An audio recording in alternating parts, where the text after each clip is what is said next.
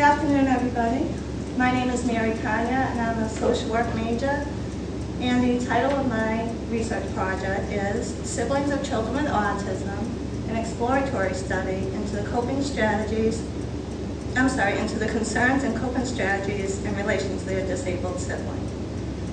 I just want to point out, you'll notice throughout my presentation a puzzle piece, and that puzzle piece is the universal symbol for autism, and it signifies the mysteriousness and complexity of the disorder. Before we get started, let me just give you a little roundabout what we're going to talk about today. First of all, I'll give you some background information about my project, how I got to the topic, and in particular, how I reached my research question, or the key question that I set out to answer. Then I will discuss the methods that I used to collect the data, which would hopefully answer this question. And finally, I will tell you about the results and the significance, especially to the social work profession. Before I begin, I just want to look at some facts. Autism spectrum disorders causes severe and pervasive impairment in thinking, feeling, language, and the ability to relate to others. These disorders range from severe, the autistic form, to the more mild form, which is Asperger's syndrome. And in between, what the low-end functioning is the pervasive development disorder, otherwise not specified.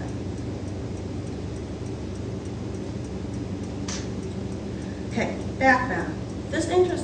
I've had an interest in this for a little while, and that interest actually sparked in a social work research methods class that I was taking. My mentor, Professor King Frode, was the instructor, and autism was the subject. As I began to read article after article after article, I became interested in the siblings. What siblings of children with autism worry about, and how do they handle those worries? I came to realize that there was little research done on the siblings of children with autism and this particular interest. I found several studies on the younger sibling in relation to developmental challenges or adjustment issues. That's when I became interested in the adolescent sibling. I started to explore further. The studies that I did find on the older sibling were in relation to their coping strategies and how they handle the everyday challenges of living with an autistic member. These studies often suggested that siblings of children with autism are not coping in a healthy fashion. The siblings in the studies I researched were using wishful thinking or distraction. And at times this could be considered dysfunctional. But I didn't think that. I started to look a little bit deeper into these studies. What I found was oftentimes behavior-specific questions are asked, or the siblings are filling in scales. So in other words, by behavior-specific questions, those are just behaviors that are common with someone that may have autism or on that spectrum, such as hand flapping, repetitiveness, or even aggression. So the siblings might answer, what do you do when your brother or sister is being aggressive? And suppose they said, I wish he wasn't doing that. Well, that would be considered their coping strategy, which might be considered maladaptive. So instead of questioning the coping strategies, because siblings of children with autism do live with daily hassles that typical siblings probably don't live with, I started focusing more on, well, what do siblings of children worry about? And the only way that I could gather that information was qualitatively. So obviously you can see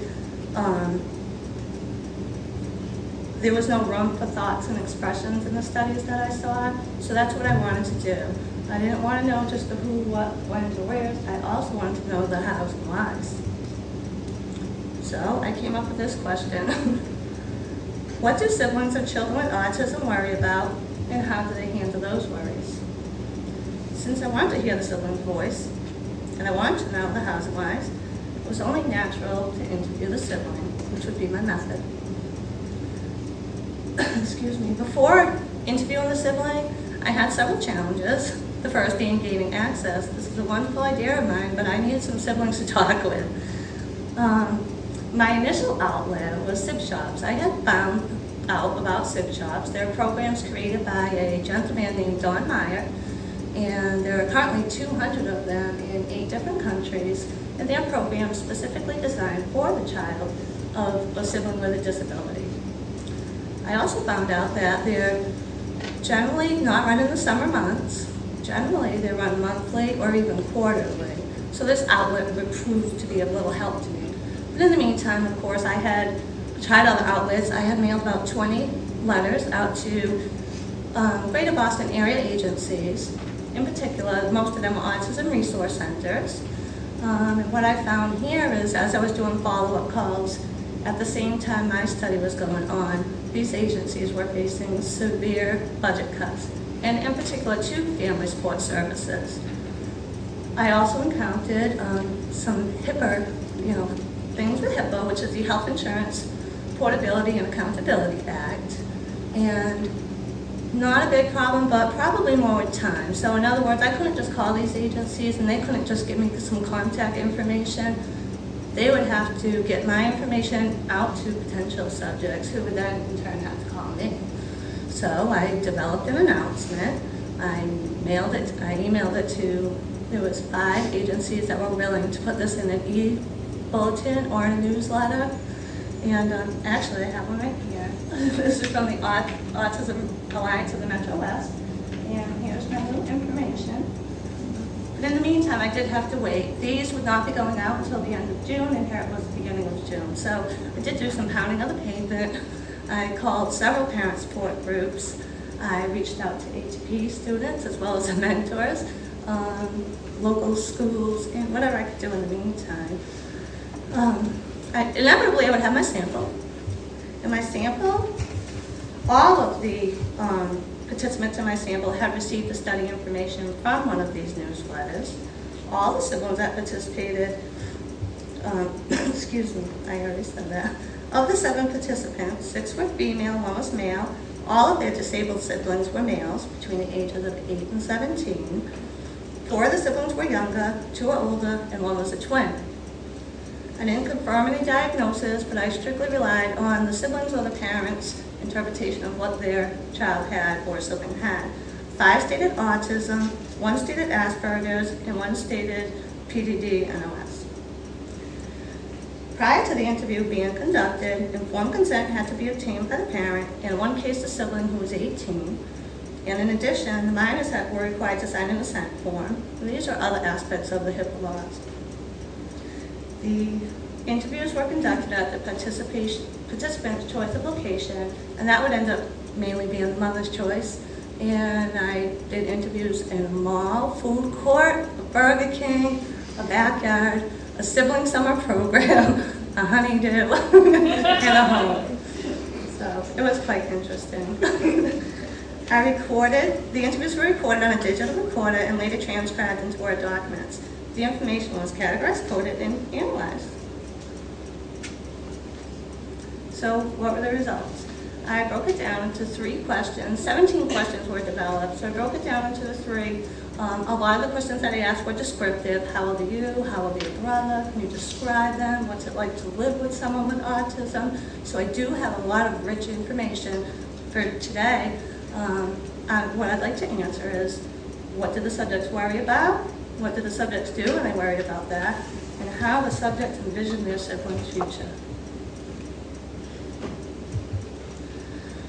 So, what do the siblings worry about?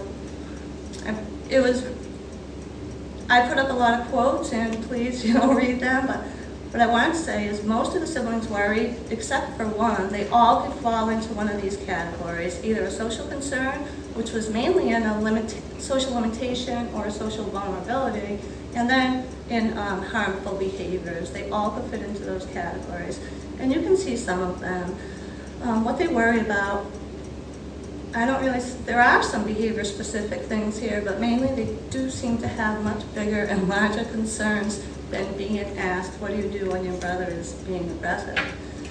There was another girl as well, that I didn't put this up here, but she was a 14-year-old, and she had told me that she worried because her brother was getting his license. He has Asperger's. I went on with the interview. Towards the end, I was paraphrasing. I said, so you told me you worried about this, and you told me you worried about that, you also worry because your brother's going to get his license and he's going to hurt himself or others. She said, I didn't say that. I'm not worried that he's going to hurt himself. He's very, very careful. I worry that he's going to get lost. He's not going to know what to do if someone approaches him, and he will not approach someone. So that was just interesting to me. It taught me a lesson or two. And you can see some of the others as well. And what do the subjects do when they worry about that? Again, each answer could be into either a social concern or a harmful behavior. I kind of did the answers as the question was asked. I try to help him understand. I try to instruct him if something comes up. Or I just get my dad. He's the only one who can do anything. And that girl, that was from a severely autistic boy who's institutionalized, and he only comes home on Sunday. And he's getting bigger now because he's an adolescent. So this was very telling. Initially, what were their coping strategies? That when we look at a scale, wishful thinking. I don't see any wishful thinking in these, so that was very telling to me. They're very active. I try to facilitate his conversations. I try to instruct him. I help him understand, I get my dad, or whatnot. And at the end, I did, as part of an interview, I asked the siblings not only about how they envision their siblings' future, the subjects. I asked the subject how they envision their siblings' future. I also asked them about their future, but for the purpose of this, how did the subjects envision their siblings' future? He'll always be with me. I think he'll be some sort of scientist or mathematician, Asperger's. And we, referring to the family, are always going to be checking on him, close by and supporting him all through his life. I know I will. I just wanted to make that a point too. It was very telling when I asked them about their futures as well. Quite often, they will put their autistic sibling right in their future with them. And here's one in particular. And her brother's in a residential facility, so when you hear me say ABC, it's because I don't want to give out the residential facilities mean. And this was when I asked about her future. How do you envision your future? I plan on taking care of my brother because he can only stay at ABC until he's 22. And then we're going to have to find somewhere else. And I know someday my parents won't be able to take care of him because they'll have to take care of themselves. So I plan on taking care of him, not necessarily live with him, but making sure I live nearby in case he needs anything. And that's just all telling. That's a 14-year-old. I have children, and none of them really think like that.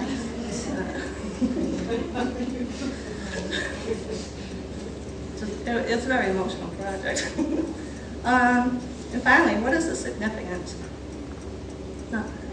As a social work major, I know that when we look to problems or issues, we look to the whole family, however that family is defined. Diagnosis of autism certainly affects the whole family, including the sibling. Without considering all factors, one will not have true insight or understanding into these family dynamics, especially with this unique diagnosis. In conclusion, the aim of the study attempted to answer what do siblings of children with autism worry about and how they handle those worries. I think the responses point out the value of qualitative research, and the answers certainly provide a clearer understanding of the subject and the sibling. I couldn't have gained this rich information if I had provided a scale or attempted to collect this data in a different fashion. As this research project comes to an end, I have realized that I've achieved my goal. And I do want to thank the ATP. Thank you very much. I owned it at one point. Thank you to my mentor, and thank you to the people who aren't here physically, but always with me. Thank you.